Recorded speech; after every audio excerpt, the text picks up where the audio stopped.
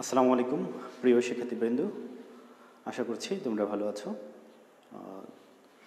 আজকের অনলাইন ক্লাসে তোমাদের স্বাগত জানাচ্ছি। শিক্ষার্থীরা, আমরা আলোচনা করছি বাংলা ব্যাকরণের একটি উল্লেখযোগ্য বিষয় প্রকৃতি প্রত্যয় নিয়ে। তারই ধারাবাহিকতায় আজকে আবারও আমরা প্রকৃতি প্রত্যয় নিয়ে জানব। তো শিক্ষার্থীরা, গত দিনে আমরা দেখেছি যে প্রকৃতি কি এবং প্রত্যয় কি, এই জিনিসটি তোমাদেরকে দেখিয়েছিলাম। আশা করছি তোমরা বুঝতে পেরেছ। না বুঝলে আমি আবারও একটু বলে দিচ্ছি। প্রকৃতি হচ্ছে নাম শব্দ বা ক্রিয়ার যে মূল আছে, সেই নাম শব্দ বা ক্রিয়ার মূলকে বলা হয় প্রকৃতি। তাহলে আমরা গত দিনে জেনেছি প্রকৃতি কি? প্রকৃতি হচ্ছে নাম শব্দ বা ক্রিয়ার মূলকে, নাম শব্দ ও ক্রিয়ার মূলকে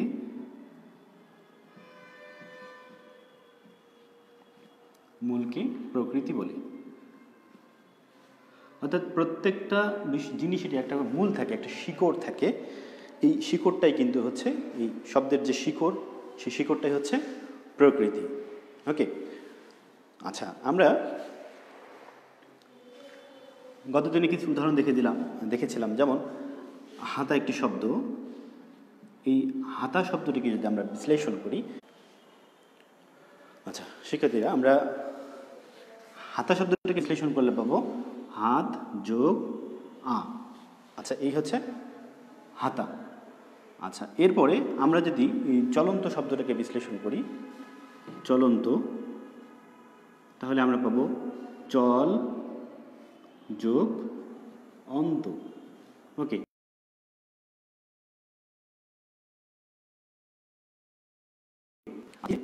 হাত থেকে হয়েছে। তো এই যে শব্দের মূল যেটা, এই হাতটাই হচ্ছে কিন্তু এখানকার মূল। এখান থেকে মূলত হাতা শব্দটা, এর সঙ্গে আ প্রত্যয় যুক্ত হয়ে এই হাতা শব্দটি গঠিত হয়েছে।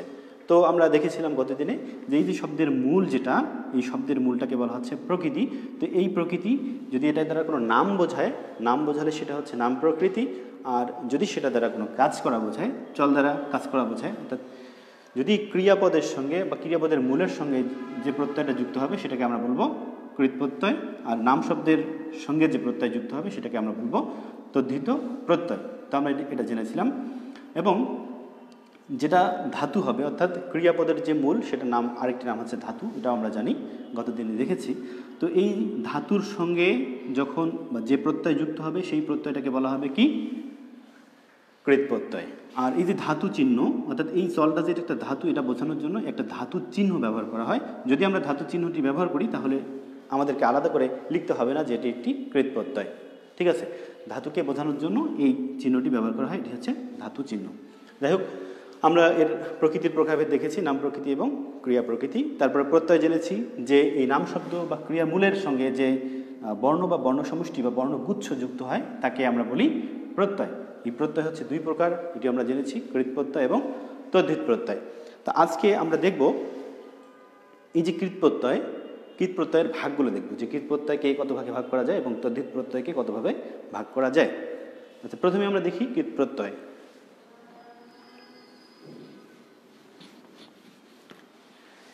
কৃৎ প্রত্যয়কে দুই ভাগে ভাগ করা যায়। কৃৎ প্রত্যয়কে দুই ভাগে ভাগ করা যায়। একটি হচ্ছে বাংলা কৃৎ প্রত্যয়,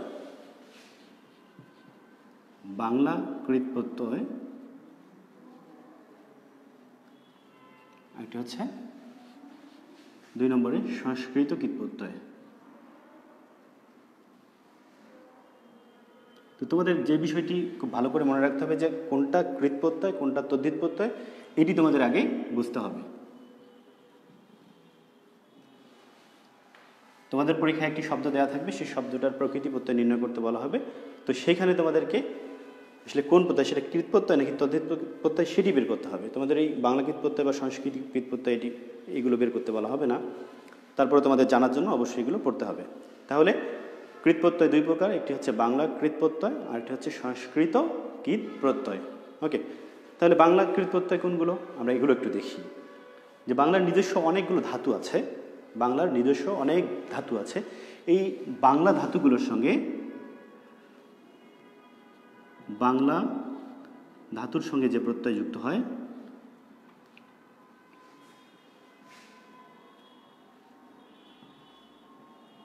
যুক্ত হয়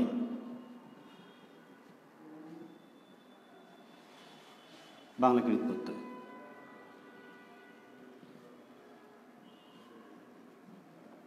বাংলা যে নিজস্ব ধাতুগুলো আছে এই ধাতুগুলোর সঙ্গে যখন কোনো প্রত্যয় যুক্ত হয় তখন আমরা সেটিকে বলবো বাংলা কৃৎ প্রত্যয়। তো এই বাংলায় কৃৎ প্রত্যয়গুলো মনে রাখার একটা সহজ উপায় আছে মোটামুটি, সেটি হচ্ছে যখন আমরা কাউকে তুই বলে সম্বোধন করি, তুই বলে সম্বোধন করে যখন কথা বলি, এই মানে ধাতুগুলো চেনার উপায় আর কি, বাংলা ধাতুগুলো চেনার উপায়, যখন এই বাংলা ধাতুগুলোর সঙ্গে যখন কোনো প্রত্যয় যুক্ত হবে সেটাকে আমরা বলবো বাংলা কৃৎ প্রত্যয়। তো প্রথমে আমাদের ধাতুটা চিনতে হবে যে আসলে বাংলা ধাতু কোনগুলো। তো তুই বলে সম্বোধন করে আমরা যে কথাগুলো বলতে পারি, যেমন হচ্ছে আমরা মাঝে মাঝে বলি তুই কর, তুই পর, তুই চল, আমরা এই ধরনের কথাগুলো বলে থাকি। তো এইগুলো হচ্ছে বাংলা ধাতু মূলত। যেমন হচ্ছে তুই, আচ্ছা একটা শব্দ বলি কান্না। কান্না শব্দটাকে যখন আমরা বিশ্লেষণ করব, কান্না শব্দের যে মূল সেটি এসেছে কাঁধ থেকে, এটি হচ্ছে ধাতু, কাঁধ ধাতু। আচ্ছা, এরপরে হচ্ছে এর সঙ্গে কাজ যোগ না, আচ্ছা কাজ যোগ আ, কাদা কাদা, কাজ যোগ আ কাদা। তো আমরা তুই বলে যাকে সম্বোধন করতে পারি তাকে কিন্তু আমরা বলতে পারি তুই কাঁধ, তুই কাঁধ। তো এই যে তুই বলে সম্বোধন করা যাচ্ছে, তুচ্ছার্থে ব্যবহার করা যাচ্ছে। তারপরে যদি বলি নাচ, নাচা, নাচা শব্দকে বিশ্লেষণ করি তাহলে আমরা নাচ যোগ আ। তো আমরা জানি যে কাঁধ একটা হচ্ছে, এটা একটা ধাতু বা ক্রিয়ার মূল, নাচ এটিও একটি ধাতু বা ক্রিয়ার মূল। তো দেখো নাচ কাঁধ এগুলোকে কিন্তু আমরা তুই বলে সম্বোধন করতে পারি, তুই বলে বলতে পারি। তো তুই বলে আমরা কাজটা করে নিতে পারি, তুই কাঁধ, তুই নাচ। হ্যাঁ, তারপর হচ্ছে তুই দেখ, যেমন দেখা, দেখ যোগ আ,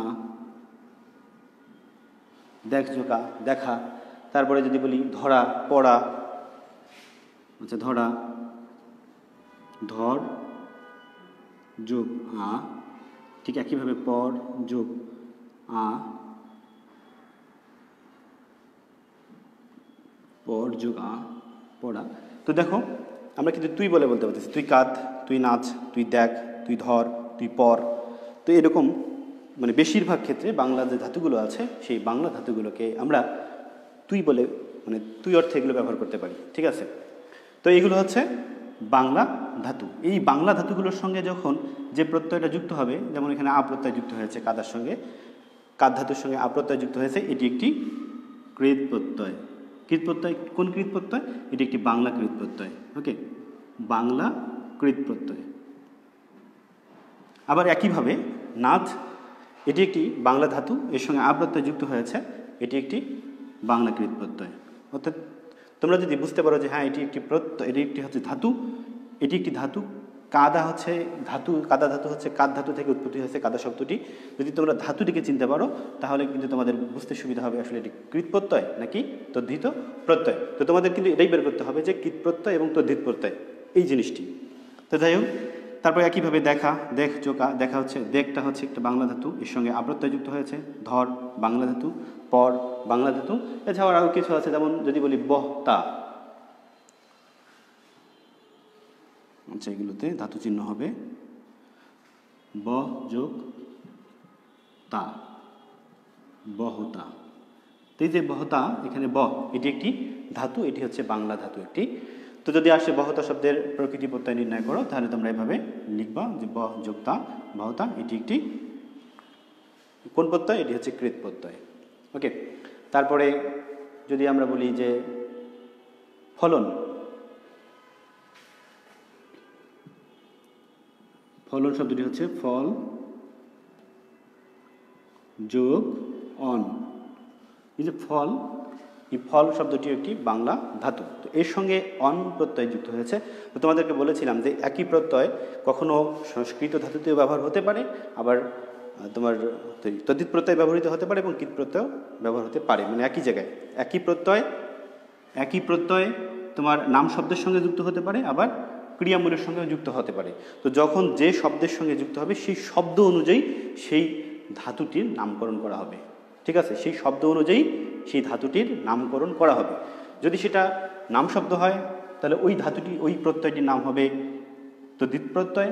আর যদি সেটি ক্রিয়ামূলের সঙ্গে বা ধাতুর সঙ্গে যুক্ত হয় তখন সেই প্রত্যয়কে আমরা বলবো, ক্রিয়ামূলের সঙ্গে যুক্ত হলে সেটাকে আমরা বলবো কৃৎ প্রত্যয়। ওকে, নাম শব্দের সঙ্গে হলে তদ্ধিত, ক্রিয়ামূলের সঙ্গে হলে কৃৎ প্রত্যয়। আচ্ছা, এই হচ্ছে বাংলা কৃৎ প্রত্যয়। আচ্ছা, এরপরে আমরা দেখব সংস্কৃত কৃৎ প্রত্যয়।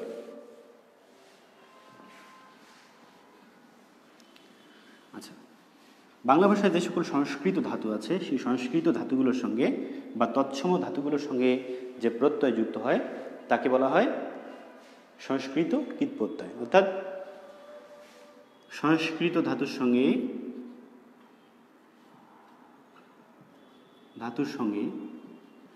যে প্রত্যয় যুক্ত হয়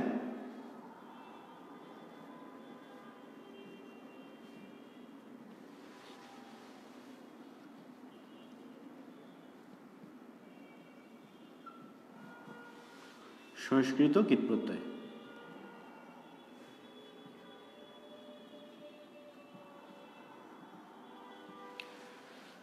তাহলে বাংলা ভাষায় অনেক এরকম সংস্কৃত ধাতু রয়েছে বা তৎসম ধাতু রয়েছে। এই তৎসম বা সংস্কৃত ধাতুগুলোর সঙ্গে যে প্রত্যয় যুক্ত হবে, অর্থাৎ যে বর্ণ বা বর্ণগুচ্ছ যুক্ত হবে, সেই বর্ণ বা বর্ণগুচ্ছকে বলা হবে সংস্কৃত কৃৎ প্রত্যয়। ওকে, আচ্ছা, চেষ্টা করতেছি মুমিন বড় করে লেখার জন্য। তাহলে আমরা সংস্কৃত কৃৎ প্রত্যয়ের কিছু উদাহরণ দেখি। সংস্কৃত যে ধাতুগুলো আছে, সংস্কৃত ধাতুগুলো একটু কঠিন মনে হবে, ঠিক আছে? যেমন ধরি, আমরা যদি কারক শব্দটিকে বিশ্লেষণ করি, কারক শব্দটাকে যদি বিশ্লেষণ করি তাহলে আমরা পাবো কি? ক্রি যোগ অক অথবা ক্রি যোগ নক, কারক। তাহলে এই যে ক্রি যে ধাতুটা আছে, এই ক্রি ধাতুটা কিন্তু একটা সংস্কৃত ধাতু। এই সংস্কৃত ধাতুর সঙ্গে অপ্রত্যয় যুক্ত হয়েছে,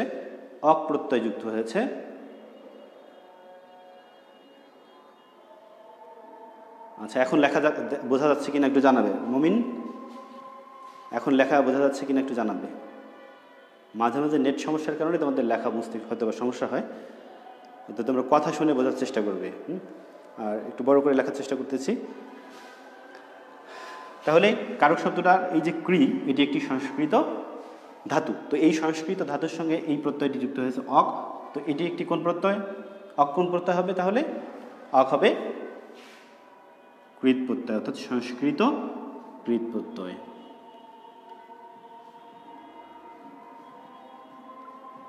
আচ্ছা,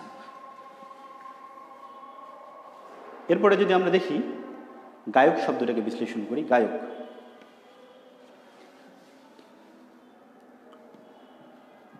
গায়ক শব্দটাকে যদি বিশ্লেষণ করি তাহলে আমরা পাবো কি? গই যোগ অক, গই যোগ অক। তো যেহেতু এটি একটি ধাতু, তো এর সামনে একটি ধাতু চিহ্ন ব্যবহার করতে হবে, গই যোগ অক। আচ্ছা, তাহলে গই হচ্ছে একটি সংস্কৃত ধাতু, এর সঙ্গে অক প্রত্যয় যুক্ত হয়েছে। তাহলে তোমরা বলো দেখি, অকটা কোন ধাতু? অকটি কোন প্রত্যয়? অক কোন প্রত্যয়? প্রথমত তোমাদের বুঝতে হবে আসলে এটা হচ্ছে কৃৎ প্রত্যয় নাকি তদ্ধিত প্রত্যয়। তারপরে যখন বুঝলাম যে হ্যাঁ এটি কৃৎ প্রত্যয়, তারপরে দেখবো যে আসলে এটা বাংলা কৃৎ প্রত্যয় নাকি সংস্কৃত কৃৎ প্রত্যয়। যদি বাংলা শব্দের সঙ্গে যুক্ত হয় বা বাংলা ধাতুর সঙ্গে যখন যুক্ত হবে যে প্রত্যয়, সেটাকে আমরা বলবো বাংলা কৃৎ প্রত্যয়। আর যখন সংস্কৃত ধাতুর সঙ্গে যুক্ত হবে তখন সেটাকে আমরা বলবো সংস্কৃত কৃৎ প্রত্যয়। তো তোমাদের জানতে হবে যে আসলে কোনটা কৃৎ প্রত্যয় এবং কোনটা তদ্ধিত প্রত্যয়, এটা হচ্ছে তোমাদের আসল। ওকে, আচ্ছা, এরপরে যদি আমরা দেখি যে জ্বলন শব্দটিকে দেখি, জ্বলন শব্দটিকে যদি আমরা দেখি, বিশ্লেষণ করি, তাহলে আমরা পাবো কি? জল যোগ অন। ওকে, জল, এই জল শব্দটিও একটি সংস্কৃত ধাতু। জলটি হচ্ছে একটি সংস্কৃত ধাতু। তাহলে জলের সঙ্গে অন প্রত্যয় যুক্ত হয়েছে। তাহলে অন কোন? জলের সঙ্গে অন প্রত্যয় যুক্ত হয়েছে, তাহলে অন কোন প্রত্যয় হবে? তোমরা একটু জানো যে অন কোন প্রত্যয় হবে?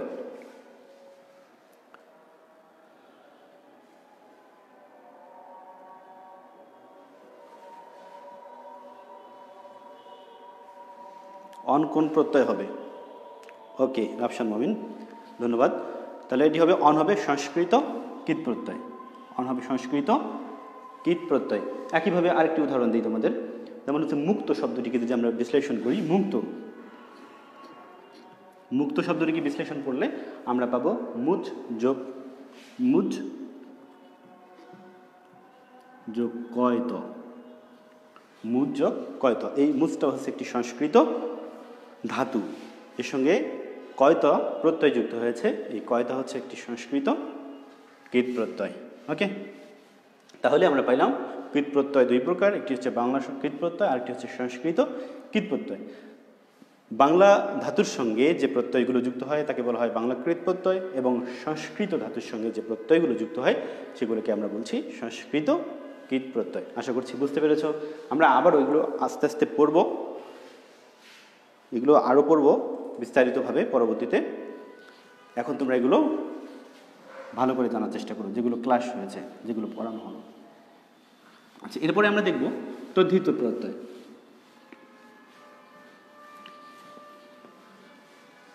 তদ্ধিত প্রত্যয়কে তিন ভাগে ভাগ করা হয়েছে। এরপরে আমরা দেখব তদ্ধিত প্রত্যয়।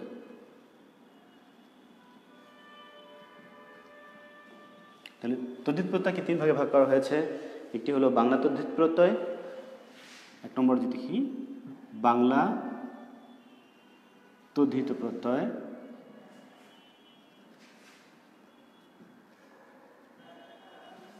দুই নম্বর হচ্ছে সংস্কৃত তদ্ধিত প্রত্যয়,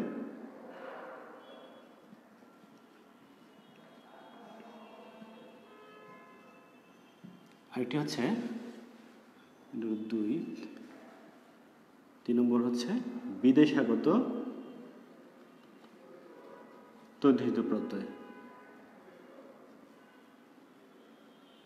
ওকে, তাহলে তদ্ধিত প্রত্যয়কে তিন ভাগে ভাগ করা হয়েছে, বাংলা তদ্ধিত প্রত্যয়, সংস্কৃত তদ্ধিত প্রত্যয় এবং বিদেশাগত তদ্ধিত প্রত্যয় অথবা বিদেশি তদ্ধিত প্রত্যয়। এটা হচ্ছে বিদেশাগত অথবা বিদেশি লিখতে পারো, বিদেশি। ওকে, আচ্ছা বিদেশি লিখি, বিদেশি তদ্ধিত প্রত্যয়। আচ্ছা, তাহলে প্রথমে আমরা দেখি বাংলা তদ্ধিত প্রত্যয়গুলো কি।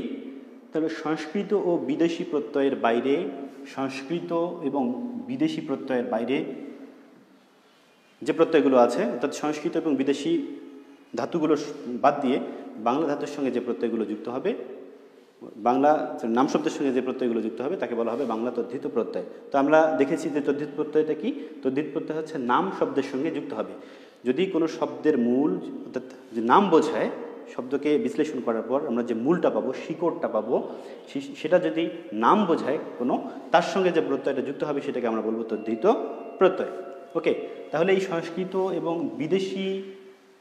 বিদেশি যে প্রকৃতি আছে, শব্দ আছে, সেগুলোর পরে মানে সেগুলো বাদ দিয়ে বাংলা নাম শব্দের পরে যে প্রত্যয়গুলো যুক্ত হবে সেটা হচ্ছে বাংলা তদ্ধিত প্রত্যয়। তাহলে বাংলা নাম শব্দের পরে যে প্রত্যয় যুক্ত হবে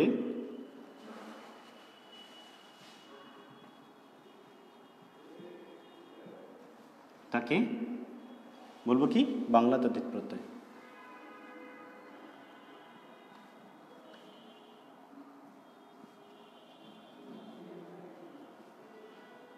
বলে আচ্ছা, আমরা কিছু উদাহরণ দেখি যে সেটা কোনগুলো বাংলা তদ্ধিত প্রত্যয়। ওকে, তো প্রথমে আমরা দেখি ঢাকাই, একটা শব্দ আছে ঢাকাই।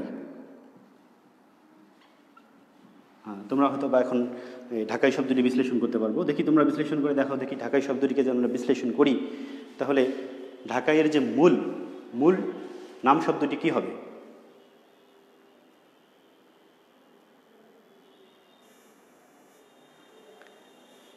ঢাকাই শব্দের মূল শব্দ যেটা নাম শব্দ সেটি কি হবে?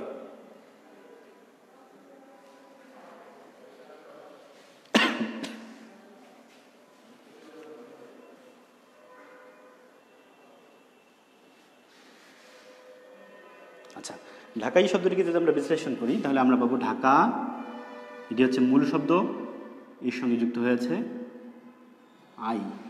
তাহলে এখানে দেখো ঢাকা দ্বারা কিন্তু কোনো কাজ করা বোঝায় না। যদি কোনো কাজ করা বোঝায় তাহলে আমরা সেটাকে বলবো কি ক্রিয়া প্রকৃতি বা ধাতু, ক্রিয়া প্রকৃতি বা ধাতু। আর যেহেতু এটি দ্বারা কোনো কাজ করা বোঝাচ্ছে না, এটি দ্বারা কোনো একটা নাম বোঝাচ্ছে, তাহলে ঢাকাটা কি? ঢাকাটি একটি নাম শব্দ, নাম প্রকৃতি। এই নাম প্রকৃতির সঙ্গে যে প্রত্যয় যুক্ত হয়েছে, এখানে আই প্রত্যয় যুক্ত হয়েছে নাম প্রকৃতির সঙ্গে, তাহলে এই আইটা কোন প্রত্যয় হবে?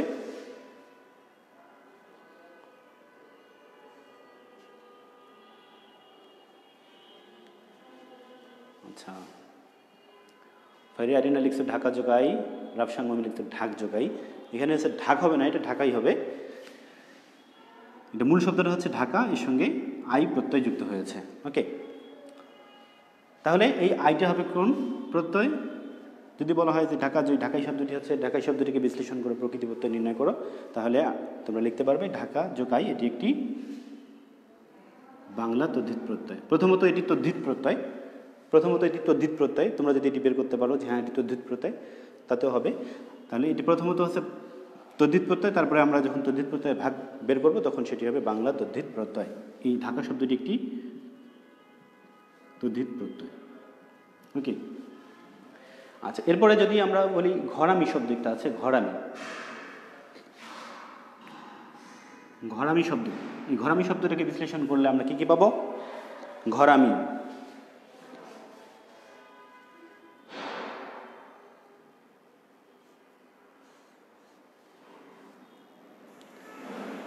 ঘরামি শব্দটাকে যদি বিশ্লেষণ করি তাহলে আমরা কি পাবো? মূল শব্দ যে নাম প্রকৃতিটা যে হবে ঘরামি শব্দের, এটি হবে কি? ঘর। তার সঙ্গে কোন প্রত্যয় যুক্ত হবে? আমি। ওকে, ঘর যোগ আমি, ঘরামি। তাহলে ঘরটা কিন্তু ঘর দ্বারা কোনো কাজ করা বোঝাচ্ছে না, ঘর দ্বারা কি বোঝাচ্ছে? একটি নাম বোঝাচ্ছে। যদি একটি নাম বোঝাচ্ছে তাহলে অবশ্যই এটি একটি নাম প্রকৃতি। আর এই নাম প্রকৃতির সঙ্গে কোন প্রত্যয় যুক্ত হয়েছে? আমি প্রত্যয় যুক্ত হয়েছে, তাই এটি কী হবে? ঘরামি। তো আমিটা তাহলে কোন প্রত্যয়? এখানে আমিটা হচ্ছে একটি তদ্ধিত প্রত্যয় এবং বাংলা তদ্ধিত প্রত্যয়। ওকে, তারপরে যদি বলি পেঁচানো,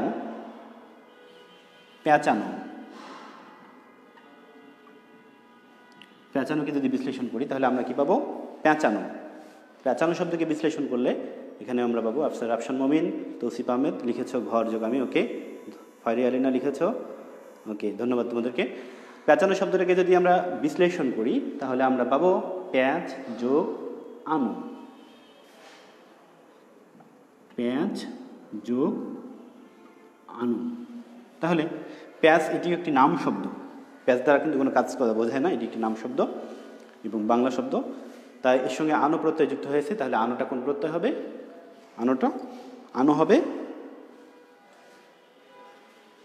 আনো হবে তদ্ধিত প্রত্যয়, এবং আমরা যদি তদ্ধিত প্রত্যয়ের ভাগের মধ্যে যাই তাহলে এটি হবে বাংলা তদ্ধিত প্রত্যয়। ওকে, এই হচ্ছে তোমাদের বাংলা তদ্ধিত প্রত্যয়, অর্থাৎ বাংলা নাম শব্দের পরে যে প্রত্যয় যুক্ত হবে তাকে আমরা বলবো বাংলা তদ্ধিত প্রত্যয়।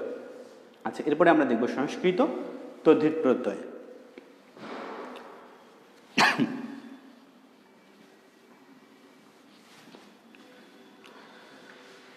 সংস্কৃত তদ্ধিত প্রত্যয়গুলো কি? সংস্কৃত শব্দের পরে যে প্রত্যয় যুক্ত হবে, সংস্কৃত শব্দের পরে বা সংস্কৃত নাম শব্দের পরে যে প্রত্যয় যুক্ত হবে, সংস্কৃত নাম শব্দের পরে,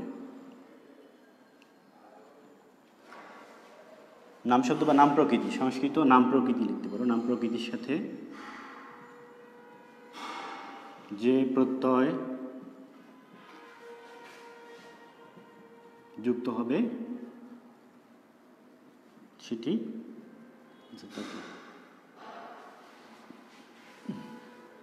সংস্কৃত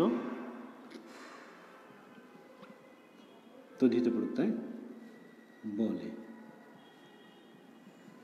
ওকে, তাহলে সংস্কৃত নাম প্রকৃতির সাথে যে প্রত্যয় যুক্ত হবে তাকে সংস্কৃত তদ্ধিত প্রত্যয় বলে। আচ্ছা, যেমন ধরো দীপায়ন একটা শব্দ আছে, দীপায়ন শব্দটাকে যদি আমরা বিশ্লেষণ করি তাহলে আমরা কি পাবো? এখানকার যে নাম প্রকৃতিটা আমরা কি পাবো? দীপায়নের প্রকৃতি কি পাবো? দীপায়নের প্রকৃতি পাবো আমরা কি? দেব যোগ আয়ন। ওকে, দ্বীপটা একটি সংস্কৃত শব্দ, সংস্কৃত নাম প্রকৃতি দ্বীপ, এখানে দ্বীপ যোগ আয়ন, মূল শব্দ বা নাম প্রকৃতি হচ্ছে এখানে দ্বীপ, এর সঙ্গে আয়ন প্রত্যয় যুক্ত করা হয়েছে। তাহলে আয়ন প্রত্যয় দ্বীপ যোগ আয়ন। আচ্ছা, দ্বীপ বানান হচ্ছে দয়বয়ের দীর্ঘই প, দ্বীপ এটি হবে। তাহলে দ্বীপ যোগ আয়ন, তাহলে আয়ন এটি কোন প্রত্যয়? আয়নটি হবে একটি সংস্কৃত তদ্ধিত প্রত্যয়।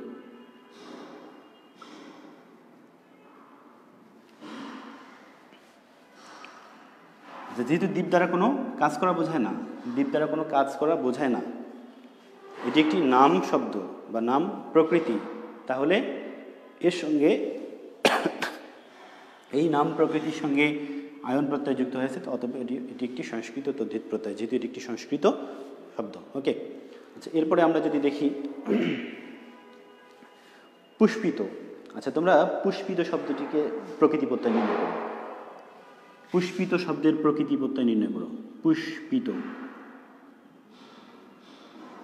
পুষ্পিত শব্দের প্রকৃতি প্রত্যয় নির্ণয় করো। পুষ্পিত পুষ্পিত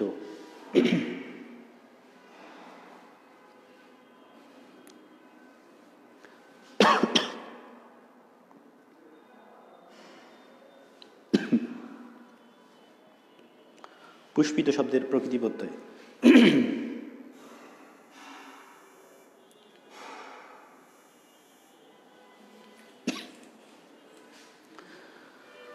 তাহলে পুষ্পিত শব্দের প্রকৃতি প্রত্যয় নির্ণয় করো, দেখি তোমরা তাড়াতাড়ি লেখো।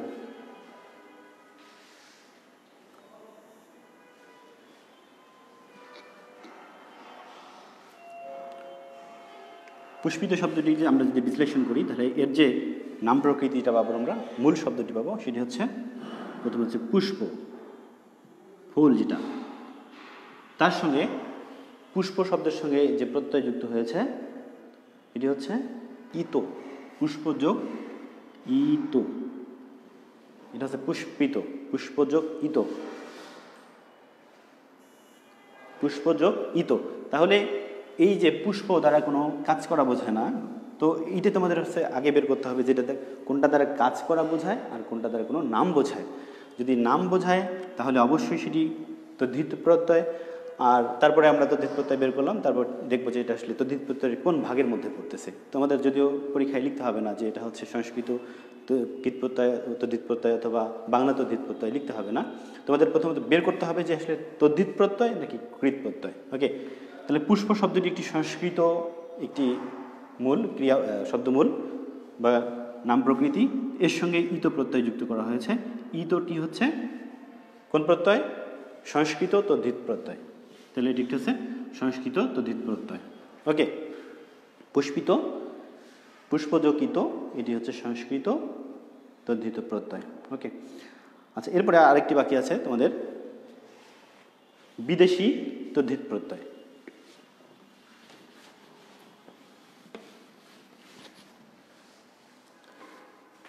তাহলে বিদেশি শব্দের সঙ্গে বা বিদেশি প্রত্যয় যে প্রত্যয়গুলো যুক্ত হয়, যে বিদেশি প্রত্যয়গুলো যুক্ত হয়ে নতুন শব্দ গঠন করে, সেগুলোকে বলবো বিদেশি তদ্ধিত প্রত্যয়।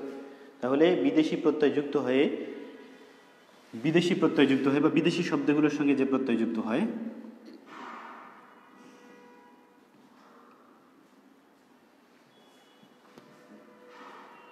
বিদেশি নাম শব্দের সঙ্গে যে প্রত্যয়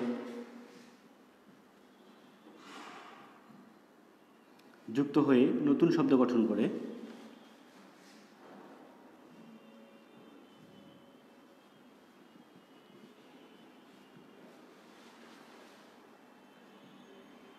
তাকে বিদেশি তদ্ধিত প্রত্যয় বলে।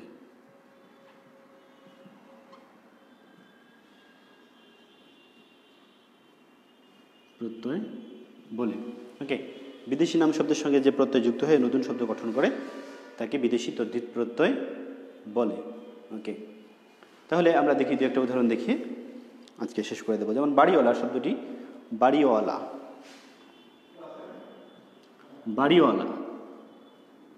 আচ্ছা, বাড়িওয়ালা শব্দটিকে বিশ্লেষণ করো দেখি তোমরা। বাড়িওয়ালা খুব সহজ একটা বিষয়।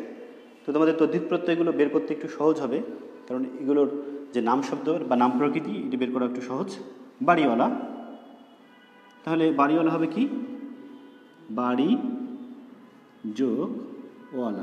ওয়ালাটা হচ্ছে একটা বিদেশি প্রত্যয়। ওকে, ওয়ালা, বাড়ি ওয়ালা।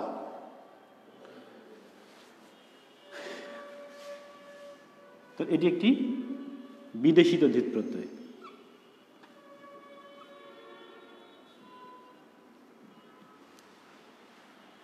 আচ্ছা, এরপরে আমরা দেখি যে দাদাগিরি একটা অনুষ্ঠান আমরা দেখে থাকি, দাদাগিরি। তো দাদাগিরি অনুষ্ঠানে অনেকে দেখো, আচ্ছা দাদাগিরি, এই দাদাগিরি শব্দটাকে যদি আমরা বিশ্লেষণ করি বা প্রকৃতি প্রত্যয় নির্ণয় করি, তাহলে মূল যে শব্দটি এটি আমরা পাবো কি? দাদা। তারপরে কি? এর সঙ্গে প্রত্যয় যুক্ত হয়েছে গিরি। এই গিরিটি, আচ্ছা দাদার সঙ্গে, দাদা অবশ্যই একটি নাম শব্দ। তো এর সঙ্গে এই যে প্রত্যয় যুক্ত হয়েছে গিরি প্রত্যয়, তো এটি একটি তদ্ধিত প্রত্যয় এবং বিদেশি তদ্ধিত প্রত্যয়। দাদা এটি বিদেশি, গিরি একটি বিদেশি প্রত্যয়, বিদেশি তদ্ধিত প্রত্যয়। ওকে, একইভাবে তোমাদের রয়েছে মুসাফির খানা। মুসাফির খানা, মুসাফির খানা। মুসাফির খানা শব্দটিকে যদি আমরা বিশ্লেষণ করি, মুসাফির খানা, মুসাফির খানা, তাহলে আমরা কি পাবো? খুব সহজ, এটিও অনেক সহজ। মুসাফির খানা শব্দটিকে বিশ্লেষণ করলে আমরা কি পাবো? আচ্ছা, এই প্রত্যয়গুলো যে যুক্ত হয়েছে এগুলো কিন্তু এক একটা বিদেশি প্রত্যয়।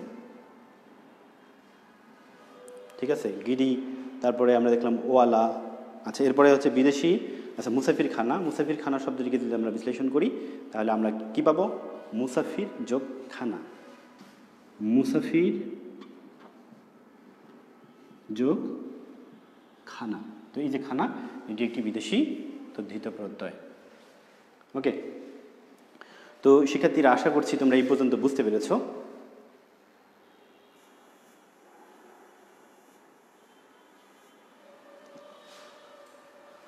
তাহলে আমরা আজকে বললাম সংস্কৃত, আচ্ছা কীট প্রত্যয় এবং তদ্ধিত প্রত্যয়ের ভাগগুলো আমরা দেখলাম। আমরা সামনের ক্লাসে আরও নতুন বিষয়ে দেখব। এই প্রকৃতি প্রত্যয়ের সর্বত কিছু পরিবর্তন আছে, সেই পরিবর্তনগুলো দেখব, এবং বাংলা কীট প্রত্যয় বা ধাতুর যে প্রত্যয়গুলো আছে, কৃত প্রত্যয়ের যে বিভিন্ন প্রত্যয়গুলো আছে সেই প্রত্যয়গুলো নিয়ে আলোচনা করব ধারাবাহিকভাবে। তো শিক্ষার্থীরা, তোমরা যে পর্যন্ত আলোচনা হয়েছে অবশ্যই সে পর্যন্ত খুব ভালোভাবে বোঝার চেষ্টা করবে। যদি বুঝতে না পারো, সমস্যা থাকে, তাহলে কমেন্টসে জানাবে যে কোন জায়গায় সমস্যা। আমরা আগামী ক্লাসে আবারও সেই বিষয় নিয়ে কথা বলবো, প্রকৃতি প্রত্যয় নিয়ে। তো ঠিক আছে, সবাই ভালো থেকো, সুস্থ থাকো, সবার জন্য শুভকামনা।